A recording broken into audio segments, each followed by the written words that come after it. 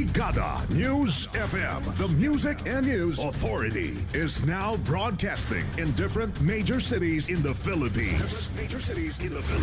Brigada News FM National 93.1, Brigada News FM Cebu City 89.5, Brigada News FM General Santos City 93.1, Brigada News FM Zamboanga City 88.3, Brigada News FM Cotabato City 89.3, Brigada News FM Toledo City 103.1, Brigada News FM Puerto Princesa Palawan 88.5, Brigada News FM San Carlos City Negros Occidental 95.7, Brigada News FM Coronadal City 99.3, Brigada News FM Calibo Aklan 102.9, Brigada News FM Daet Camarines Norte 102.5, Brigada News FM Cagayan de Oro, soon to air.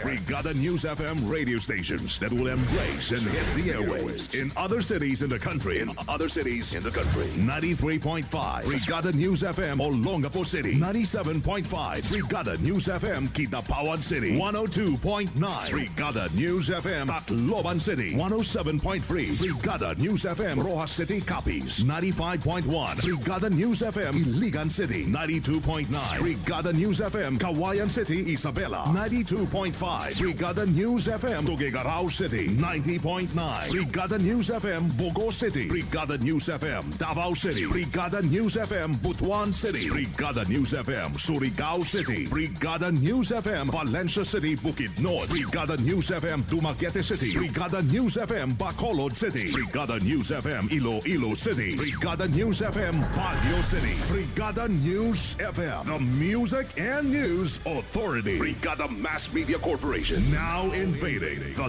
nationwide broadcasting scene. And will soon have its mark in Philippine radio. One time, the new Filipino time, alas 4:02 ng hapon. That time check was brought to you by Power Cells Herbal Capsule. Tuldukan ang sakit. Siksik sa mga bagong balita. Rinig sa buong bansa. Narito na ang Brigada Balita Nationwide sa hapon.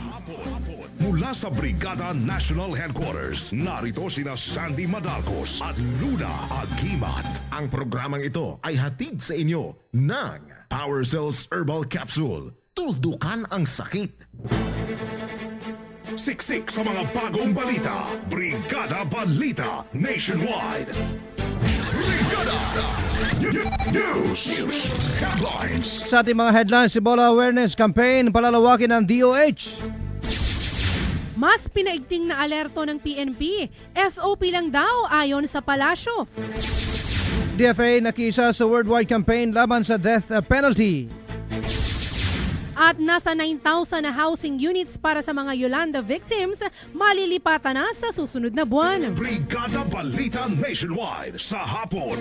Magandang hapon mga kabrigada, hatid ng Brigada News FM Philippines, ang Brigada Balita Nationwide. Mula dito sa Brigada National Headquarters, kami ang inyong mga tagahatid balita. Brigada Luna Agimat At Brigada Sandy Madarcos. Araw ngayon ng Sabado, October 11, 2014, 75 days na lang, Pasko na. At dumako na tayo sa detalye ng ating mga balita.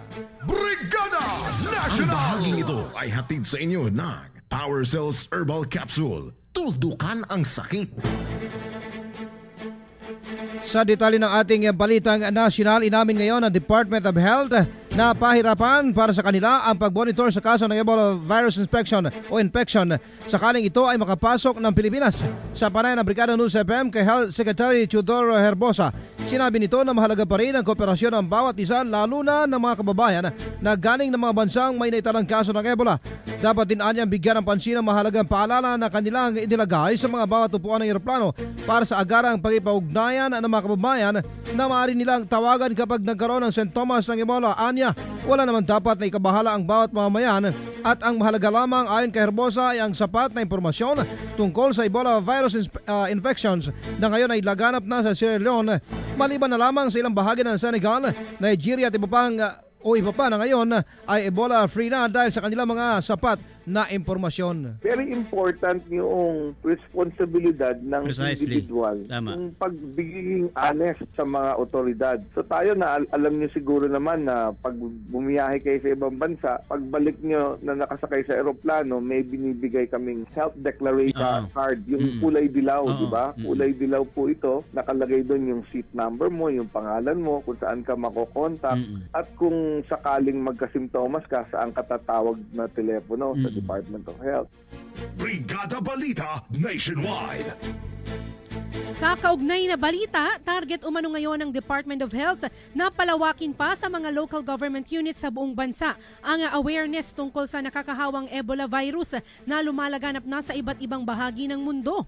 Sa panayam ng Brigada News FM kay DOH USEC Ted Herbosa, sinabi ng opisyal na matapos ang isinagawa nilang Ebola virus summit nitong linggo, sinimula na rin nila ang pakikipag-ugnayan sa mga LGUs para mapalaganap pa ang kaalaman hinggil sa sakit at kung paano ito maiiwasan. Una nang inamin ng kagawaran na matter of time lamang at hindi malayong maitala na rin sa bansa ang kauna-unahang kaso ng Ebola infection. Samantala, pinawi mismo ng Malacanang ang pangamba ng publiko sa harap ng pinaigting na alerto ng Philippine National Police. At sa gitna na rin ang sunod-sunod na mga bomb threats sa iba't ibang bahagi ng bansa kabilang ang Metro Manila.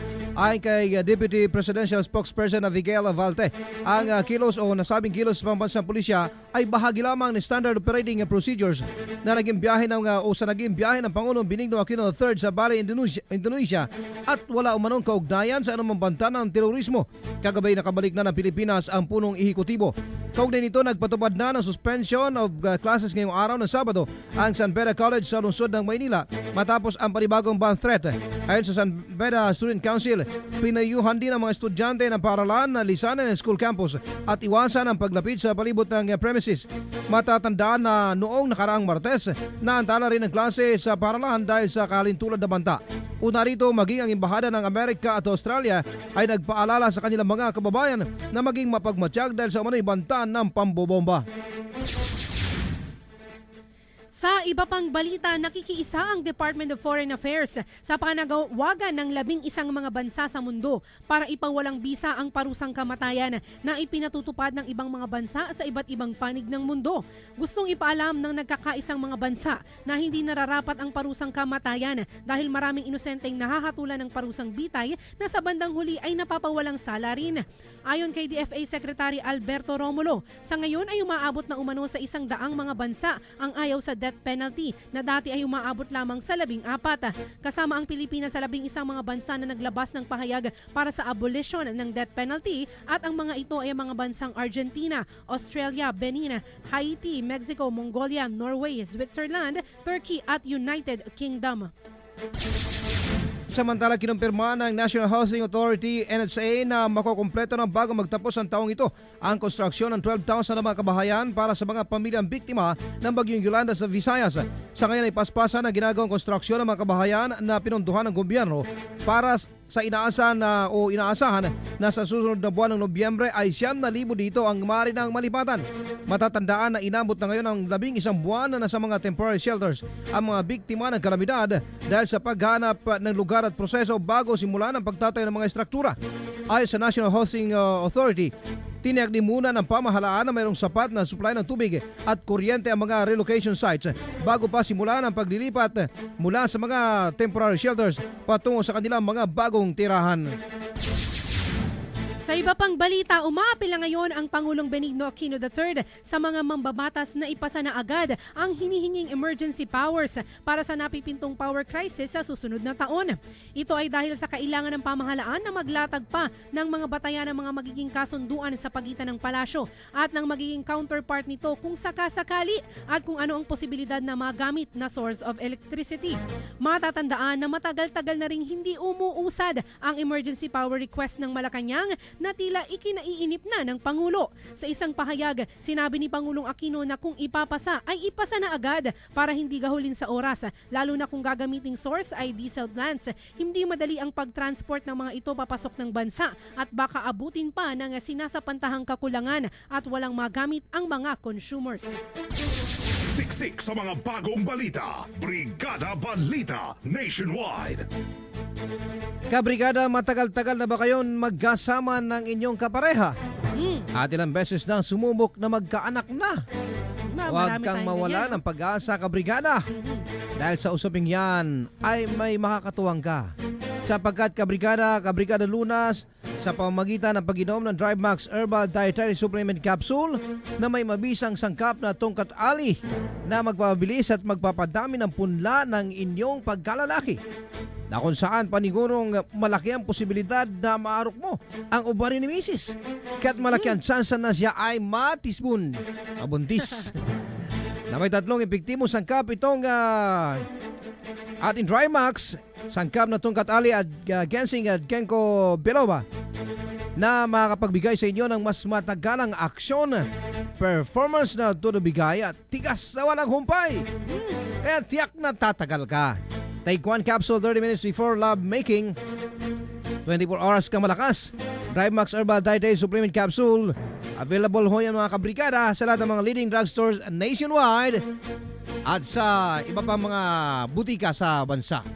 Available po ang DriveMax Adults Herbal Capsule sa South Star Drug Nationwide po yan. Meron po tayo sa The Generics Pharmacy sa Venson Avenue sa Daet, Camarines Norte, sa Arenas Pharmacy sa Ibaan na Public Market sa Batangas, sa Lino Drug Store, sa EP Housing Western Bikutan, sa Maunlad Pharmacy sa Gumaca Public Market sa Quezon. O ito naman, mga kabrigada, alam nyo ba na inirekomenda ngayon ng mga espesyalista ang paggamit ng bawang maliban pa sa ilang reseta ng mga doktor na gamot para sa ubo at lagnata. Actually, matagal na ito no? Nung unang panahon pa, talagang ginagamit na, proven na itong paggamit ng bawang sa mga sakit.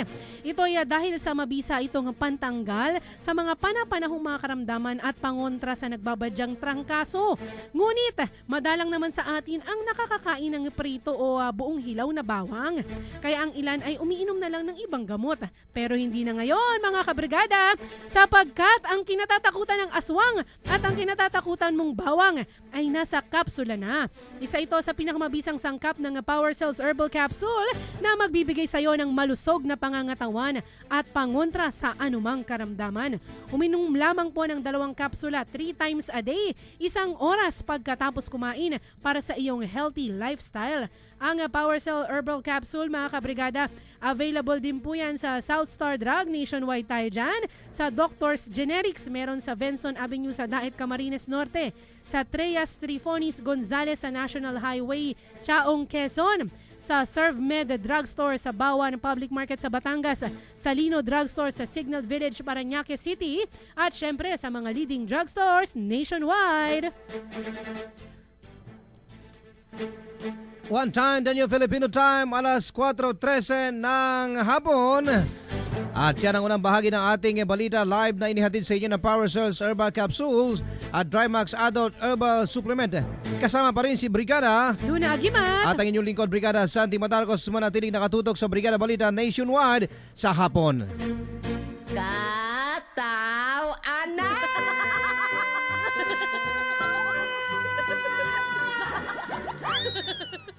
Hold up! Ikaw na naman! O bakit, may reklamo? Kasi 3 beses mo na ako na-hold up ngayong taon na. Ganyan talaga ang business. Inaalagaan namin ang good customer. Ay! Okay kayo! Kailangan mong kumayod ng kumayod ng kumayod. Kaya naman, palagi kang pagod. Pagod. Pagod. Kaya, para sa katawang malusog, Power Cells Herbal Capsule. Power Cells Herbal Capsule. Taglay ang mga sangkap na purong herbal tulad ng garlic, cayenne pepper, mustard seed, at cinnamon bark. Kaya kampante ka sa bawat inom mo ng Power Cells. Dapat malusog ang bawat pamilya. Mag-Power Cells na. Power Cells. Mabibili sa mga butika. No approved therapeutic claims. First year anniversary. Darling, nagustuhan mo ba ang dinner natin sa labas? ika-5 anniversary. Flowers and chocolates for you, darling. ika-15 anniversary. Biscuit, darling. Gusto mo? ika-25 anniversary. Ibalik muli ang labing-labing ninyo ni Darling sa tulong ng Tongkat Ali, Ginseng at Ginkgo biloba na nasa Drive Max Herbal Dietary Supplement Capsule. Kasabay ng tamang pagkain at ehersisyo, parang bagong kasal ulit kayo ni Darling. Drive Max Herbal Dietary Supplement Capsule. Available in all leading drugstores. No approved therapeutic claims. Mag-text o tumawag sa 0932-282-8805 para sa karagdagang impormasyon. Ang Power Cells Herbal Capsule at Drive Max Dietary Supplement Capsule ay available na sa lahat ng Watson's Drugstore, Nationwide, Carlos Drugs sa Quezon, The Generic Express Pharmacy sa Lipa, Batangas, Jaelbo Pharmacy sa Calawag Public Market, Quezon, Amlex Pharmacy, Pangariban Street, Batangas City, Susan Pharmacy, CM Recto, Lipa City, Batangas, at All for One Pharmacy, Poblacion, Balete, Batangas. Kabrigada, sapat na ba ang iyong kaalaman tuwing tag-ulan? Orange Rainfall Advisory naman ang itinataas sa mga lugar na inaasahang makakaranas ng 15 mm hanggang 30 mm na buhos ng ulan sa susunod na isang oras. Nagbabadya na ang baha sa mga lugar na ito. Mag-ingat, kabrigada! Sapat na kaalaman para sa kaligtasan. Isang paalala mula sa Drive Max Herbal Dietary Supplement Capsule at Brigada News FM National, the Music and News Authority.